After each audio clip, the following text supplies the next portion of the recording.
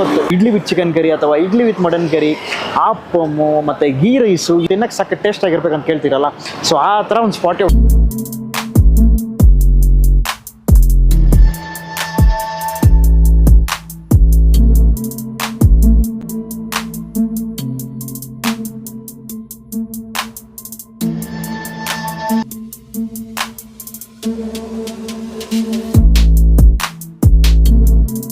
ಪಾಪಮ್ ತಗೊಂಡು ಮಟನ್ ಕರಿಯಿಂದ ಬರೀ ಪ್ಲೇನಾಗಿ ಕರಿ ಮಾತ್ರ ಟ್ರೈ ಮಾಡೋಣ.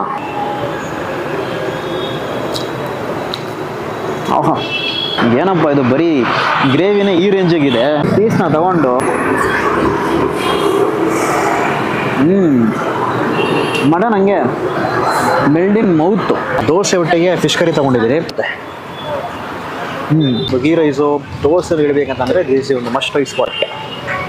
ಅವ್ರ ಮೆನ್ಯೂ ಇಲ್ಲೇ ಇದೆ, ಒಂದು ಪಾಸ್ ಮಾಡಿ ನೋಡ್ಕೊಳ್ಳಿ. ಹಾಗೆ 79 ರೂಪಾಯಿಂದ ಶುರು ಮಾಡಿ 239 ರೂಪಾಯಿ. ಇಲ್ಲಿಗೆ ಹತ್ರ ಮೆನ್ಯೂ ಲಾಸ್ಟು. ನಾಳೆ ಇನ್ನೊಂದು ಹೊಸ ವಿಡಿಯೋಲಿ ಸಿಗೋಣ, ಓಕೆನಾ?